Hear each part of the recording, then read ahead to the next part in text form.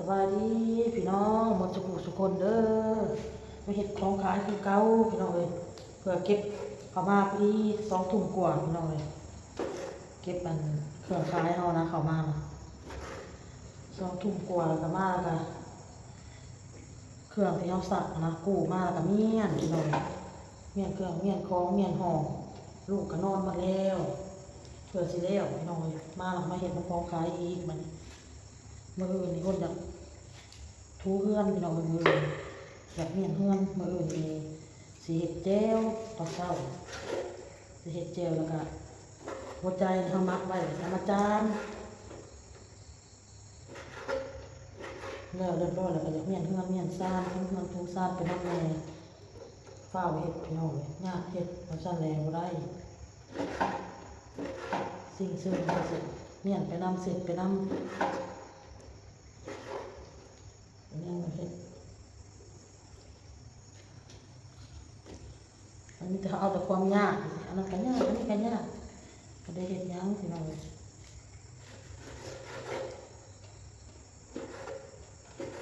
ของบอลเลยเฮียนมากให้เฝ้าห้านให้เบิ่งห้านให้คนเขามาหดพักแล้วเอาเข่าที่เอามาออกไปนึ่งกินเข่ากับห่านเลยกินกับมันแล้วเลยพี่น้องเห็ดต้องห้ามน้ำตาลเลย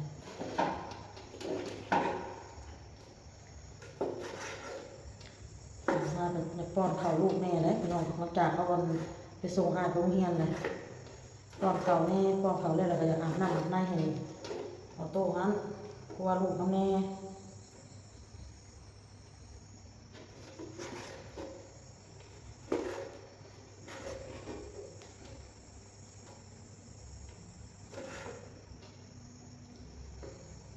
ตอนนี้ไง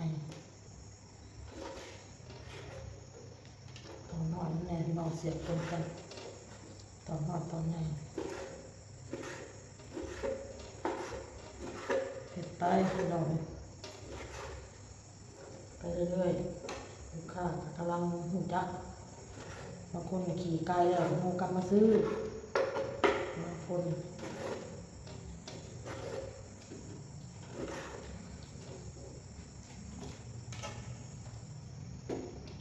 ลงตลาดมาเลยไปซื้อหัวใจมาป้าเมียอีกเก่าเพื่อเก็บห่านเก็บยางมาเขาก็ได้มาเห็ดต่อหน่อยมาเห็ดไว้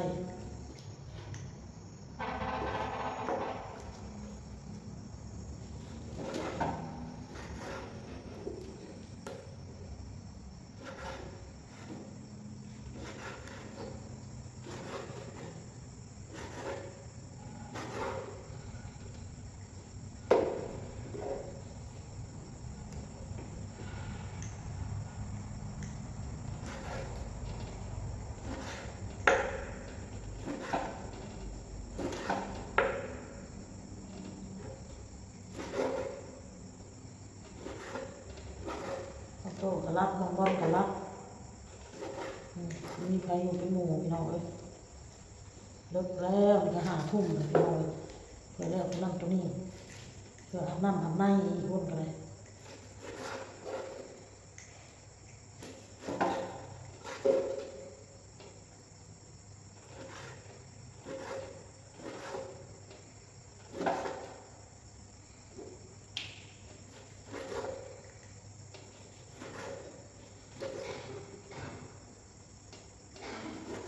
น้องบอลไอ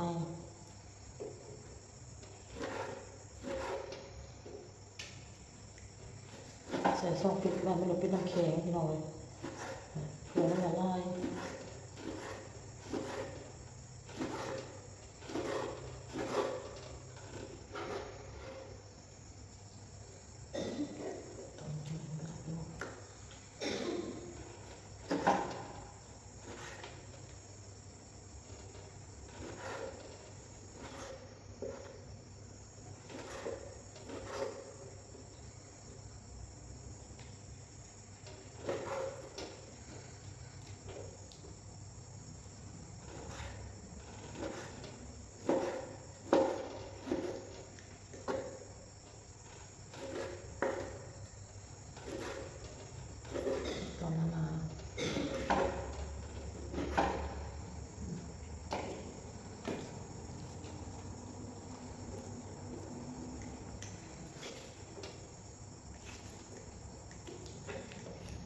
ทุ่มกว่า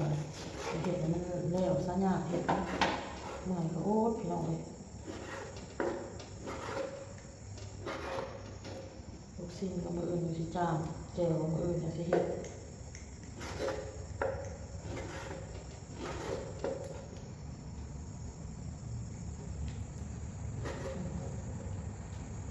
จะเห็ดตรงนี้แหละมักเมียนตรงนี้เราพอได้ขายพี่น้องมาขายได้ขายช่วงแรงๆช่วงค่ำๆพี่น้องมาได้ขายช่วงประมาณ4-5 โมงก็จะเลิกเรียกเลิกการเขา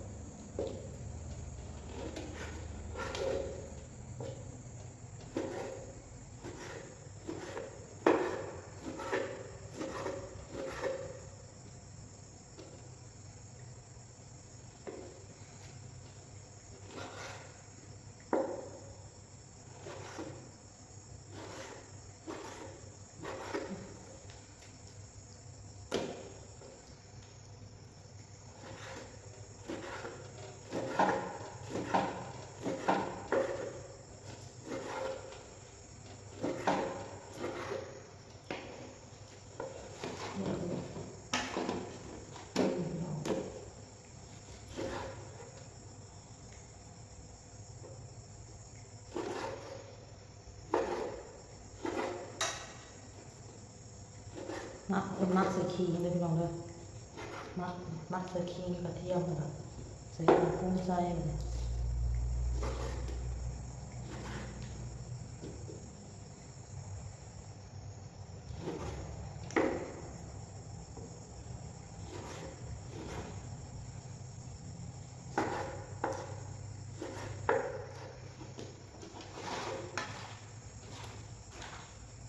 เลือกเอาพี่น้องโอ้สิมักเลยแบบ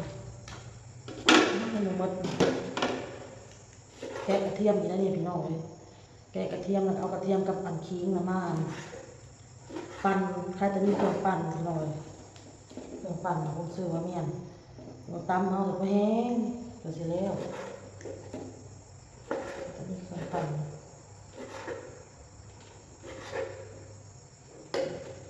แล้วเครื่องเปลือกคนพี่น้องเลยเครื่องบดพี่น้องบดใส่เนี่ยแกะกระเทียมหั่นอะไรก่อนพี่น้องหั่นขิงเพื่อคนกาเป็นเสียบน้ำปะไว้พี่น้องเลยน้ำลดน้ำอาบโทรบอกเพิ่นเป็นหม้อน้ำ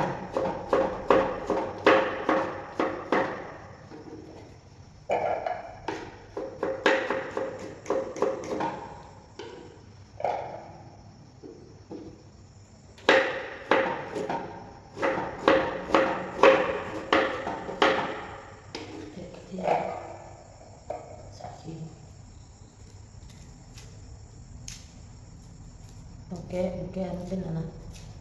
เป็นกลางพี่น้อง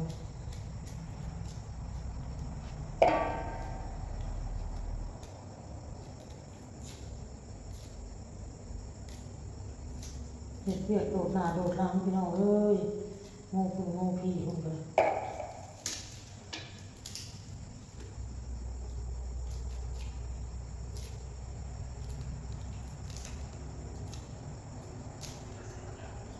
าลงตลาดซื้อปลาทูมาแน่มาไว้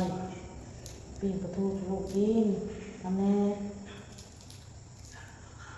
ลงตลาดมาเลยก่อนซื้อชิ้นแห้งมาไว้จะทันจะมีว่าท่านแบบปิ้งชิ้นแห้งให้ลูกมันจะมาอุ่นกันเลยมาบ่นเราก็ได้ชิ้นแห้งตรงเฮียนซื้อไข่มาเมียนแต่นึง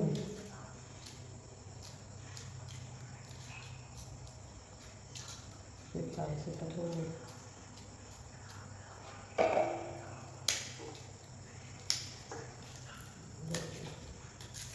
คลิปก็จะเห็ดก่อนถ่ายคลิปมาตัดต่ออีกอัพโหลดลงอีกคลิปก็จะถ่ายลูกก็จะเอาก็ได้แบบต แป้งล่างได้เลยพี่น้องแป้งล่างที่แป้งจะ3 ล้าน4 ล้าน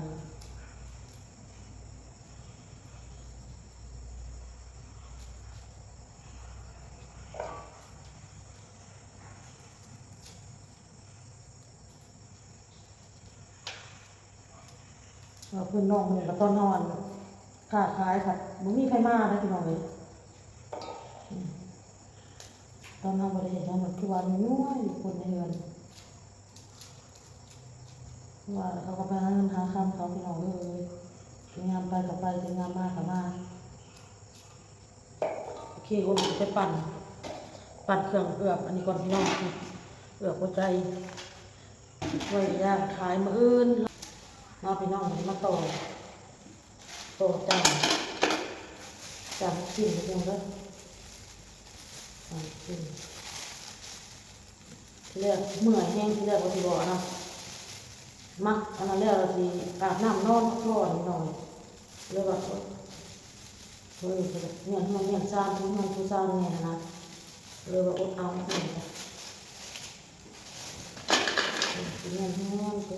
ผู้ซ่านเลยมันก็สอนบ้านเลยว่ามีแต่เห็ดแก้วกับจานมันหัวใจเลยจ้าพี่น้องตรงน้องหยิบไปก็คือเราเรียกข้างล่าง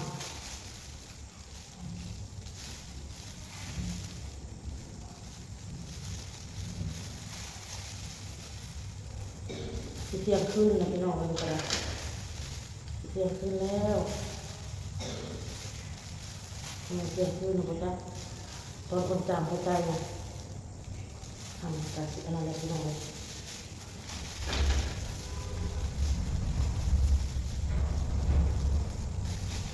จำมันก็เลยเอาไปงานเวลาไปเห็นงานอื่นนะ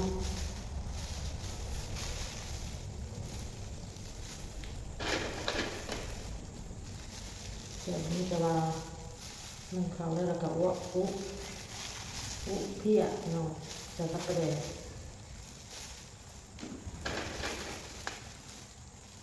ใส่ถุงไว้ประกอบปิดไว้นี่เราไปย่างขาย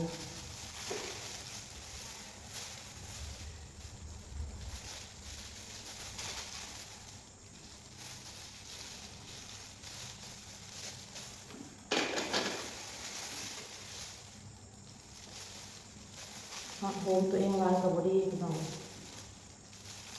บอดี้ตัวสุขภาพร่างกายตัวของเลยเป็นหันเป็นนี้มากค่ะแล้วก็อย่างนี้เนาะ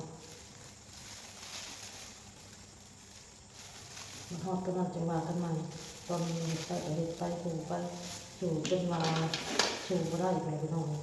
เห็ดเป็นเห็ดก็ได้แต่โอ้ยก็ยอมแล้วเห็ดก็ได้ดีเดีย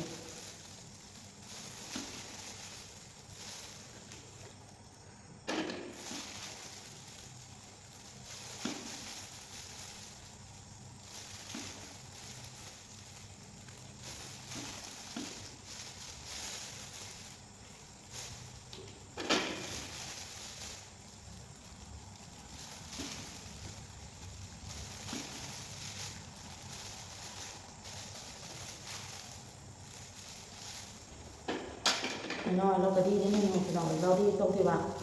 เราบ่ยากลูกน้อยท้องมาเราก็มีน้องท้องซอยเราถึงบ่บ่ยากปานใดเราก็จังว่าขายเครื่องขายของว่าจัดแจงเรียบไว้นะเฮากับมันมีผู้ซอยเฮาไม่รู้เนี่ยพี่น้องบางทีเรากำลังเฮ็ดนี่ลูกหายแล้วไปหาลูกตะก้อนเลยเอาลูกตะก้อนแล้วลูกเศร้าแล้วลูกเห็ดเป็นยังไงเลยเห็ดต่อเมื่อเราหูกับหูเวลาที่หูกับหูหัวโซ่กับแอบเวลาหูกับโซ่แอบลูกกัน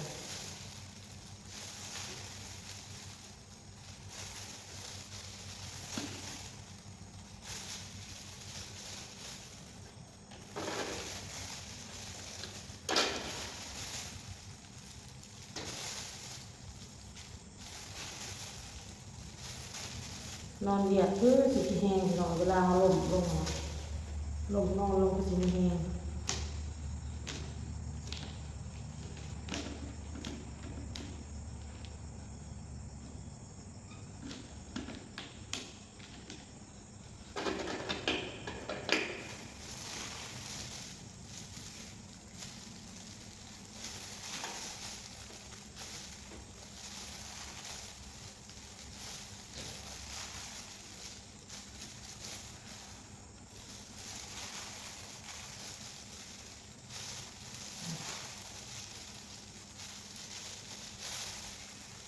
โลหนึ่งนี่ไหนพี่น้อง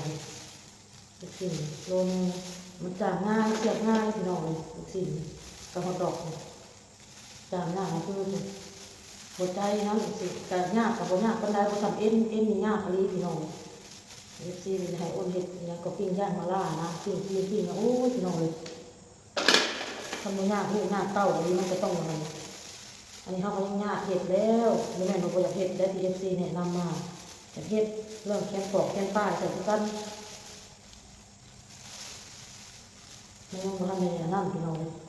อันนี้ขอตีขอทางก่อน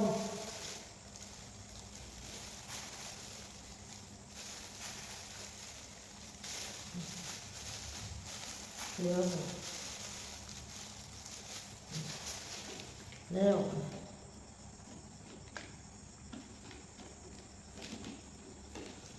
2 4 5 2 4 5คิดไม่2 4 5 15 2 4 520จะ2 ไม่จะ2 ไม่พี่น้องจะ2 ไม่ก็ได้อยู่ประมาณ110,000ค่ะ110,000มาตามไปต่อนะครับเท่าว่าเป็นโลกถ้าเป็นเมืองไทยพี่น้อง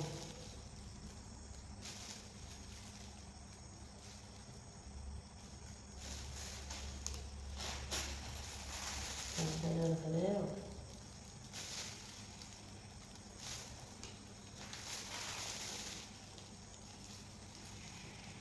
ก่อนเขาจะมาจ้างเขากลับไปล่างเขาไม่พี่น้องเลยเนี่ยจะมาถึงนั่น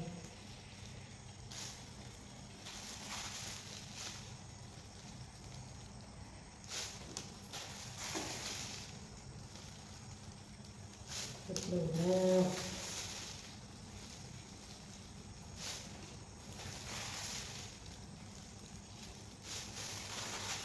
มะนาวอ้นสิไล่สดมะนาวพี่น้องเลย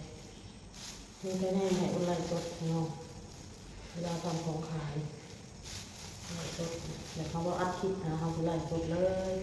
ไล่สดบอกFCไปนอนเห็ดไปนำที่สิแล้วไว้พี่น้องเลยตัวงานแล้วต่างคอมเมนต์ไปนั่งมันหาก็ได้พี่น้องเนาะ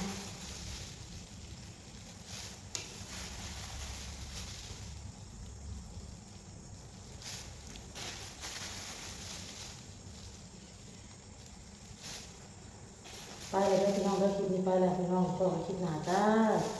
ขอบคุณทุกกำลังใจทุกคำคอมเมนต์ด้วยพี่น้องเด้อที่ให้กำลังใจอุ่นทุกคนเด้อ